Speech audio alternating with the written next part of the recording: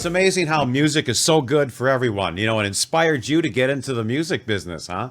Yeah, pretty much. I've like always been into it since I was like into playing music. I started out as a drummer and like I did jazz drumming.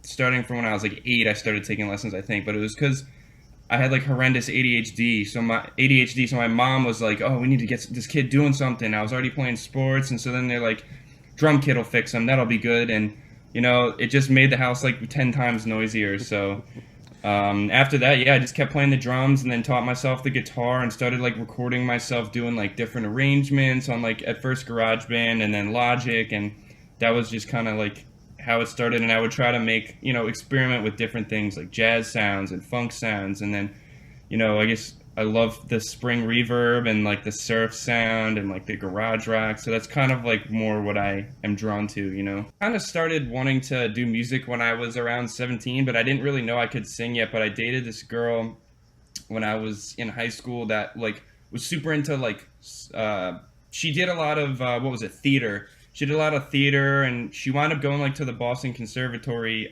for singing.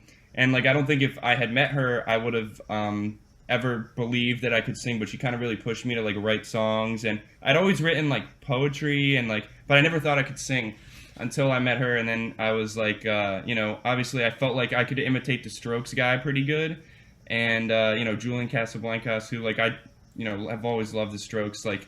And so, after meeting her, I started singing and I started like experimenting more with that. And I started taking it more seriously, I think, when I got into my like, I think I was 19 or 18, but I started my first band when I was 18 and didn't really go anywhere. And then, it's just been kind of up and down, and like really trying to figure out my style and like the sound that I want. So I'm very green, I'm very green to the whole like taking it seriously thing.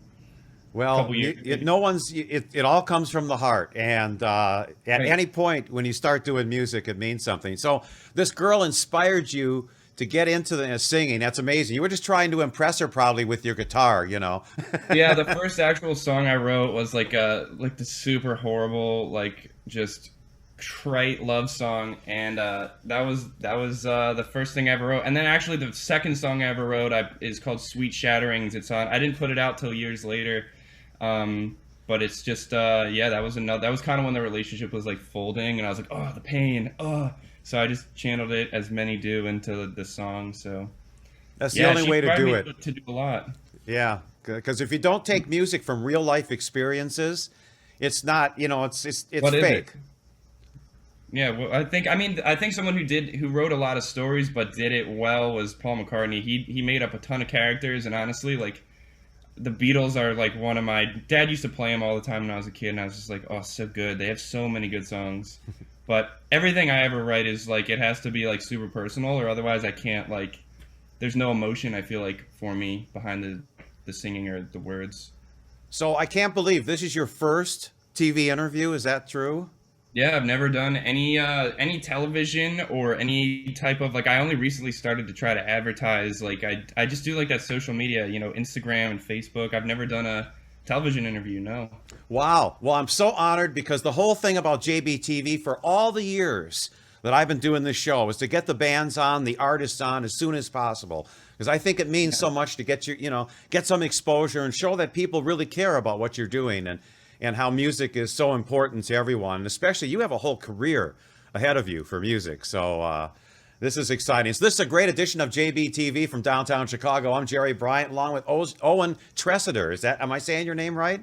Tressider, yes sir. Excellent. And you're in Philadelphia, huh? Well, right now I'm actually in South Florida. I'm in Lake Worth, Florida, just Ah. visiting some friends right now. So I'm actually in their guest room, coming to you live from the guest room. In Florida. That's awesome. It's like warm. I was actually born in Florida, so I know how the humidity and everything is. But Oh, honest to God, I hate it. I hate it so much down here. But it's like the perfect time of year. But the humidity and the heat, like I'm a northeastern like city kind of guy, and I just the humidity, it just whaps me in the face every time I get off the plane. and the cockroaches are gigantic.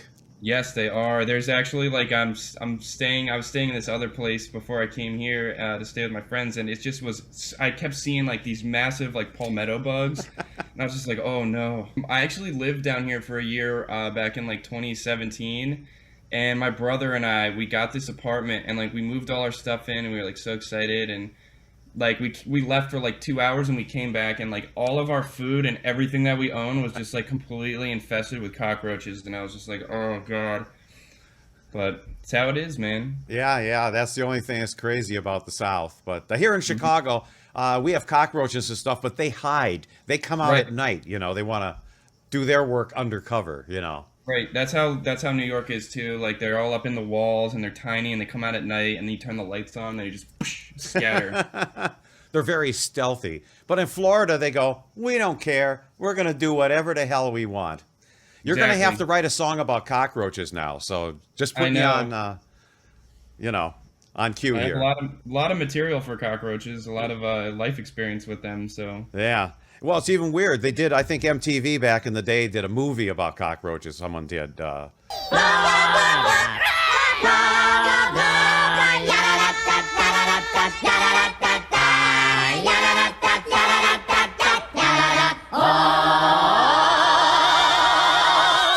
So I love you've it. been doing some music videos, and one of them is called "You Can Never Leave." Is that one of them?